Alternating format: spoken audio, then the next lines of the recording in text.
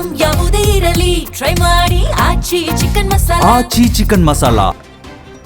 ತಮಿಳುನಾಡು ವಿಧಾನಸಭಾ ಚುನಾವಣೆಗೆ ಕೇವಲ 1 ತಿಂಗಳು ಬಾಕಿ ಇರುವಾಗ ಚುನಾವಣಾ ಪ್ರಚಾರ ಭರದಿಂದ ಆರಂಭವಾಗಿದೆ. ರಾಜಕೀಯ ಪಕ್ಷಗಳು ಚುನಾವಣಾ ಕೆಲಸಗಳನ್ನು ಸಕ್ರಿಯವಾಗಿ ನಡೆಸುತ್ತವೆ. ಮುಂಬರುವ ವಿಧಾನಸಭಾ ಚುನಾವಣೆಗೆ ಮುಂಚಿತವಾಗಿ ಎಐಎಡಿಎಂಕೆ ತನ್ನ ಚುನಾವಣಾ ಪ್ರಣಾಳಿಕೆಯನ್ನು ಬಿಡುಗಡೆ ಮಾಡಿದೆ. ಈ ಪ್ರಣಾಳಿಕೆಯಲ್ಲಿ ತಮಿಳುನಾಡಿನ ಜನರಿಗೆ 297 ಭರವಸೆಗಳನ್ನು ನೀಡಲಾಗಿದೆ.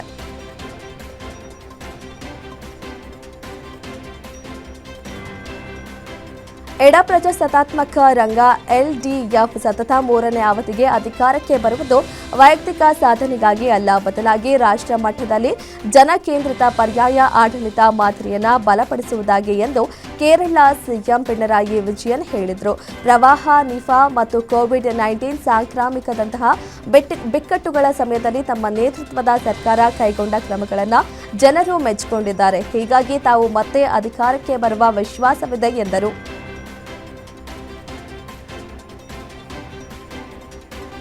ಕ್ರಿಶ್ಚಿಯನ್ ಧರ್ಮಕ್ಕೆ ಮತಾಂತರಗೊಂಡು ಆ ನಂಬಿಕೆಯನ್ನ ಬಹಿರಂಗವಾಗಿ ಪ್ರತಿಪಾದಿಸುತ್ತಾ ಮತ್ತು ಅದನ್ನು ನಿತ್ಯ ಆಚರಿಸುವ ವ್ಯಕ್ತಿಯು ಪರಿಶಿಷ್ಟ ಜಾತಿ ಸಮುದಾಯದ ಸದಸ್ಯನಾಗುವುದಿಲ್ಲ ಎಂದು ಆಂಧ್ರಪ್ರದೇಶ ಹೈಕೋರ್ಟ್ ನೀಡಿದ್ದ ಆದೇಶವನ್ನು ಸುಪ್ರೀಂ ಕೋರ್ಟ್ ಇದೀಗ ಎತ್ತಿ ಹಿಡಿದಿದೆ. ಹಿಂದೂ, ಸಿಖ್ ಅಥವಾ ಬೌದ್ಧ ಧರ್ಮವನ್ನು ಹೊರತುಪಡಿಸಿ ಬೇರೆ ಧರ್ಮವನ್ನು ಅನುಸರಿಸುವ ಯಾವುದೇ ವ್ಯಕ್ತಿಯನ್ನ ಪರಿಶಿಷ್ಟ ಸಮುದಾಯದ ವ್ಯಕ್ತಿ ಎಂದು ಪರಿಗಣಿಸಲಾಗುವುದಿಲ್ಲ ಎಂದು ಪೀಠವು ಸ್ಪಷ್ಟವಾಗಿ ಅಭಿಪ್ರಾಯಪಟ್ಟಿದೆ.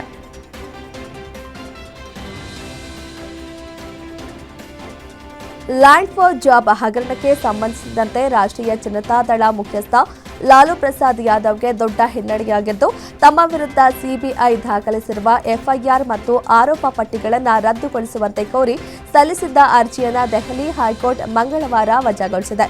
ನ್ಯಾಯಮೂರ್ತಿ ರವೀಂದರ್ ದುಡೇಜಾ ಅವರಿದ್ದ ಏಕಸದಸ್ಯ ಪೀಠವು ಈ ಅರ್ಜಿಯನ್ನ ಯಾವುದೇ ಬಲವಾದ ಕಾನೂನು ಆಧಾರಗಳಿಲ್ಲ ಎಂದು ಸ್ಪಷ್ಟಪಡಿಸಿದೆ.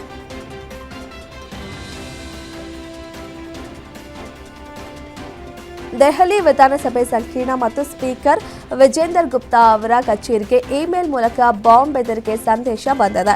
ವಿಧಾನಸಭಾ ಸಂಕೀರ್ಣಕ್ಕೆ ಮೊದಲ ಬೆದರಿಕೆ ಸಂದೇಶವನ್ನು ಕಳಿಸಲಾಗಿದೆ. ಇದರ ಜೊತೆಗೆ ಸ್ಪೀಕರ್ ವಿಜೇಂದರ್ ಗುಪ್ತಾ ಅವರ ಅಧಿಕೃತ ಇಮೇಲ್ಗೂ ಬೆದರಿಕೆ ಸಂದೇಶವನ್ನು ಕಳುಹಿಸಲಾಗಿದೆ. ಸಂದೇಶದಲ್ಲಿ ವಿಧಾನಸಭಾ ಮೆಟ್ರೋ ನಿಲ್ದಾಣದ ಹೆಸರನ್ನು ಕೂಡ ಉಲ್ಲೇಖಿಸಲಾಗಿದೆ ಎಂದು ವರದಿಯಾಗಿದೆ.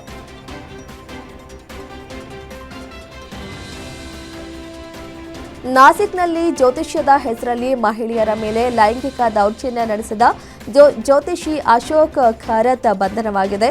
ರಹಸ್ಯ ಕ್ಯಾಮೆರಾಗಳ ಮೂಲಕ 58 ಮಹಿಳೆಯರ ಅಶ್ಲೀಲ ವಿಡಿಯೋಗಳನ್ನು ಸೆರೆ ಹಿಡಿದಿದ್ದಾನೆ. ಮಾದಕ ದ್ರವ್ಯ ನೀಡಿ ಆಧ್ಯಾತ್ಮಿಕ ಬೆದರಿಕೆ ಒಡ್ಡಿ ಅತ್ಯಾಚಾರ ಎಸಗುತ್ತಿದ್ದ. ರಾಜ್ಯ ಸರ್ಕಾರ ಎಸ್ಐಟಿ ರಚಿಸಿದ್ದು, ರಾಜಕೀಯ ದಿಗ್ಗಜರೊಂದಿಗೆ ಸಂಪರ್ಕ ಹೊಂದಿದ್ದ ಈತನ ಕೃತ್ಯ ಬೆಳಕಿಗೆ ಬಂದಿದೆ.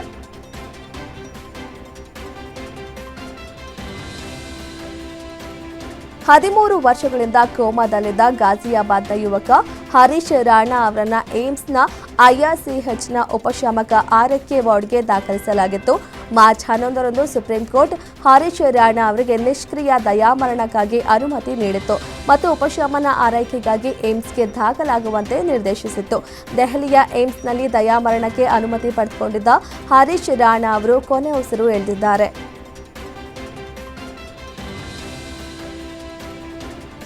ಗೋವಾ ಬೀಚ್ನಲ್ಲಿ ಕಾರು ತೊಳೆಯಲು ಹೋಗಿ ಯುವಕರು ಫಜೀತಿಗೆ ಸಿಲುಕಿರುವ ಘಟನೆ ನಡೆದಿದೆ.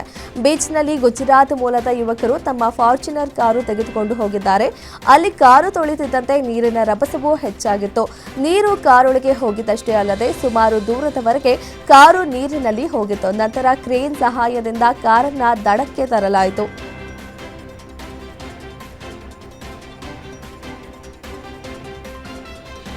ಅಮೆರಿಕವು ತೈಲ ಖರೀದಿ ಮೇಲಿನ ನಿರ್ಬಂಧವನ್ನು ತಾತ್ಕಾಲಿಕವಾಗಿ ತೆಗೆದುಹಾಕಿದ ಕೆಲ ದಿನಗಳಲ್ಲಿ ಮಹತ್ವದ ಬೆಳವಣಿಗೆ ಕಂಡುಬಂದಿದೆ.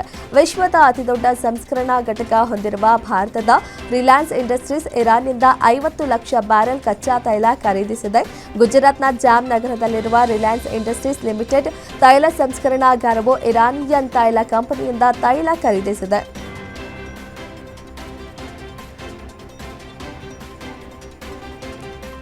ಅಮೆರಿಕ ಅಧ್ಯಕ್ಷ ಡೊನಾಲ್ಡ್ ಟ್ರಂಪ್ 5 ದಿನಗಳ ಕದನ ವಿರಾಮವನ್ನ ಘೋಷಿಸಿದ ನಂತರ ಮಧ್ಯಪ್ರಾಚ್ಯದಲ್ಲಿ ತಾತ್ಕಾಲಿಕ ಶಾಂತಿ ವಾತಾವರಣ ಉಂಟಾಗಿದೆ.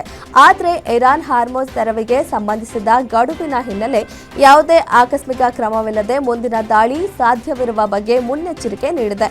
ಅಮೆರಿಕದ ಜೊತೆ ನೇರ ಮಾತುಕತೆ ನಡೆಸಿಲ್ಲ ಎಂದು ಘೋಷಿಸಿದೆ. ಈ ಮಧ್ಯೆ ಇಸ್ರೇಲ್ ಪ್ರಧಾನಿ ನೆತನ್ಯಾಹು ಯುದ್ಧವನ್ನು ಯಾವುದೇ ಕಾರಣಕ್ಕೂ ನಿಲ್ಲಿಸಲಾಗುವುದಿಲ್ಲ ಎಂದು ಹೇಳಿಕೆ ನೀಡಿದ್ದಾರೆ.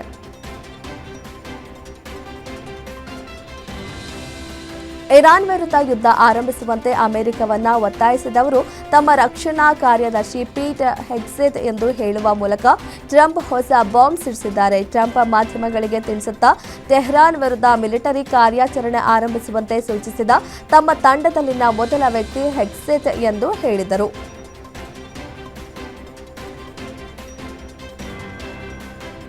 ಇರಾನ್ ಮತ್ತು ಅಮೆರಿಕ ನಡುವೆ ನಡೆಯುತ್ತಿರುವ ಯುದ್ಧ ಕೊನೆಗೊಳಿಸಲು ಪಾಕಿಸ್ತಾನ ಮಧ್ಯಸ್ಥಿಕೆ ವಹಿಸುತ್ತಾ ಎಂಬ ಪ್ರಶ್ನೆ ಎದ್ದಿದೆ. ಪಾಕಿಸ್ತಾನದ ಮೂಲಕ ಇರಾನ್ ಜೊತೆ ಮಾತುಕತೆ ನಡೆಸಲು ಅಮೆರಿಕ ಮುಂದಾಗಿದೆ. ಈ ವಾರದಲ್ಲೇ ಅಮೆರಿಕ ಮತ್ತು ಇರಾನ್ ಹಿರಿಯ ಅಧಿಕಾರಿಗಳ ಮಧ್ಯೆ ಪಾಕಿಸ್ತಾನದಲ್ಲಿ ಮಾತುಕತೆ ನಡೆಯಲಿದೆ ಎಂದು ಇಸ್ರೇಲ್ ಮೂಲವನ್ನು ಆಧರಿಸಿ ಮಾಧ್ಯಮವೊಂದು ಸುದ್ದಿಯನ್ನ ಪ್ರಕಟಿಸಿದೆ.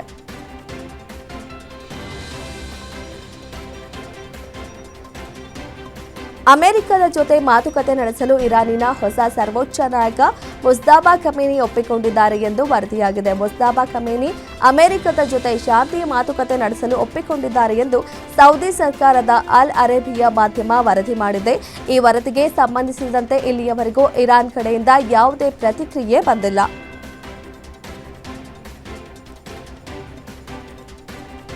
ಅಮೆರಿಕದ ಅಧ್ಯಕ್ಷ ಡೊನಾಲ್ಡ್ ಟ್ರಂಪ್ ಮಧ್ಯಪ್ರಾಚ್ಯದಲ್ಲಿ ಉದ್ವಿಗ್ನತೆಯನ್ನ ನಿಲ್ಲಿಸಲು ಇರಾನ್ ಜೊತೆ ಒಪ್ಪಂದ ಮಾಡಿಕೊಳ್ಳಲು ಬಯಸುತ್ತಿದ್ದಾರೆ. ಅಮೆರಿಕ ಏಪ್ರಿಲ್ 9ರ ಒಳಗೆ ಯುದ್ಧವನ್ನು ಕೊನೆಗೊಳಿಸಲು ಬಯಸಿದೆ. ಆದರೆ ಹೊಸ ಮಾತುಕತೆಗಳಲ್ಲಿ ಹಾಕಲಾದ ಷರತ್ತುಗಳನ್ನು ಒಪ್ಪಲು ಇರಾನ್ ಒಪ್ಪುವುದು ಅನುಮಾನ ಎಂದು ಇಸ್ರೇಲ್ ಅಧಿಕಾರಿಗಳು ಹೇಳಿದ್ದಾರೆ.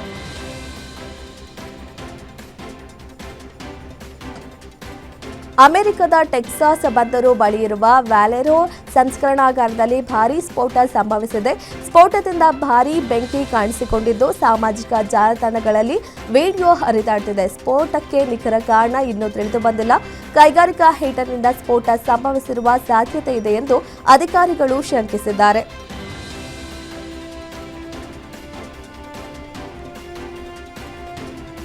ಏಪ್ರಿಲ್ 17ರಿಂದ 27ರವರೆಗೆ ನಡೆಯಲಿರುವ ದಕ್ಷಿಣ ಆಫ್ರಿಕಾ ವಿರುದ್ಧದ 5 ಪಂದ್ಯಗಳ ಟಿ20 ಐ ಸರಣಿಗೆ ಭಾರತೀಯ ಮಹಿಳಾ ತಂಡ ಪ್ರಕಟವಾಗಿದ್ದು, ಯುವ ಆಲ್ರೌಂಡರ್ ಅನುಷ್ಕಾ ಶರ್ಮಾ ಅವರು ತಮ್ಮ ಚೊಚ್ಚಲ ರಾಷ್ಟ್ರೀಯ ತಂಡಕ್ಕೆ ಆಯ್ಕೆಯಾಗಿದ್ದಾರೆ. ಇದೇ ವರ್ಷ ನಡೆಯುವ ಟಿ20 ವಿಶ್ವಕಪ್ ನಿಟ್ಟಿನಲ್ಲಿ ಉಭಯ ತಂಡಗಳಿಗೂ ಈ ಸರಣಿ ಮಹತ್ವವಾಗಿದೆ.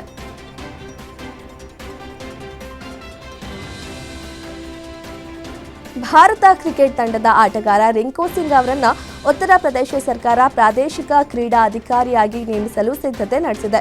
ಸೂರ್ಯಕುಮಾರ್ ಯಾದವ್ ನಾಯಕತ್ವದಲ್ಲಿ 2026ರ ಟಿ20 ವಿಶ್ವಕಪ್ ಗೆದ್ದ ಭಾರತೀಯ ತಂಡಕ್ಕೆ ನೀಡಿದ ಅಸಾಧಾರಣ ಪ್ರದರ್ಶನ ಮತ್ತು ಬದ್ಧತೆಗಾಗಿ ರಾಜ್ಯ ಸರ್ಕಾರ ರಿಂಕು ಅವರನ್ನು ಸನ್ಮಾನಿಸಲು ಸಜ್ಜಾಗಿದೆ.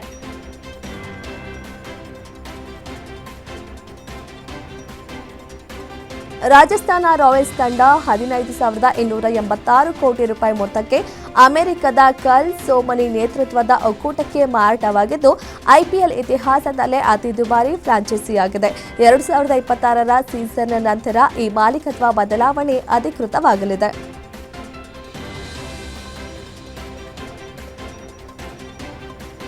ಐಪಿಎಲ್ 2025ರ ಚಾಂಪಿಯನ್ ರಾಯಲ್ ಚಾಲೆಂಜರ್ಸ್ ಬೆಂಗಳೂರು ತಂಡವು ಬರೋಬ್ಬರಿ 16,700 ಕೋಟಿ ಮೊತ್ತಕ್ಕೆ ಮಾರಾಟವಾಗುವ ಮೂಲಕ ಹೊಸ ದಾಖಲೆ ಬರೆದಿದೆ. ಪ್ರಸ್ತುತ ಮಾಲೀಕರಾದ ಡಿಯಾಜಿಯೋ ಸಂಸ್ಥೆಯಿಂದ ಈ ತಂಡವನ್ನು ಪ್ರಮುಖ ಹೂಡಿಕೆದಾರರ ಒಕ್ಕೂಟವು ಖರೀದಿಸಿದೆ. Aditya Birla Group, Times of India Group, Bolt Ventures ಮತ್ತು ಅಮೆರಿಕದ ಖಾಸಗಿ ಇಕ್ವಿಟಿ ದೈತ್ಯ ಬ್ಲ್ಯಾಕ್ ಸ್ಟೋನ್ ಈ ತಂಡವನ್ನು ಜಂಟಿಯಾಗಿ ಖರೀದಿಸಿವೆ.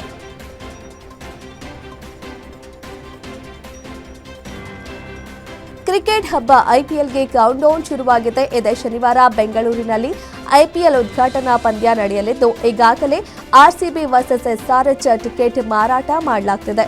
ಇನ್ನು ಕಾಲ್ತುಳಿತದಲ್ಲಿ ಸಾವನ್ನಪ್ಪಿದ 11 ಮಂದಿಗೆ ಆರ್ಸಿಬಿ ಗೌರವ ಸಲ್ಲಿಸಲು ಪಂದ್ಯ ನಡೆಯುವ ಪ್ರತಿದಿನವೂ ಮೃತರ ಹೆಸರಲ್ಲಿ 11 ಸೀಟ್ ಖಾಲಿ ಇಡಲು ತೀರ್ಮಾನಿಸಲಾಗಿದೆ.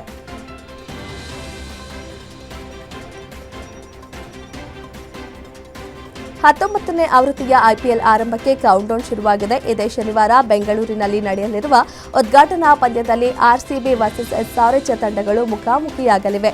ಈ ಹೈ ವೋಲ್ಟೇಜ್ ಪಂದ್ಯಕ್ಕಾಗಿ ಟಿಕೆಟ್ ಮಾರಾಟ ಆರಂಭವಾಗಿದ್ದು, ಆರ್ಸಿಬಿ ಅಧಿಕೃತ ವೆಬ್ಸೈಟ್ ಮತ್ತು ಅಪ್ಲಿಕೇಶನ್ನಲ್ಲಿ ಮಾತ್ರ ಟಿಕೆಟ್ ಲಭ್ಯವಿದೆ ಎಂದು ಫ್ರಾಂಚೈಸಿ ತಿಳಿಸಿದೆ. ನಕಲಿ ವೆಬ್ಸೈಟ್ಗಳಿಂದ ಟಿಕೆಟ್ ಖರೀದಿಸುವಾಗ ಎಚ್ಚರಿಕೆ ವಹಿಸುವಂತೆ ಅಭಿಮಾನಿಗಳಿಗೆ ಸೂಚಿಸಲಾಗಿದೆ.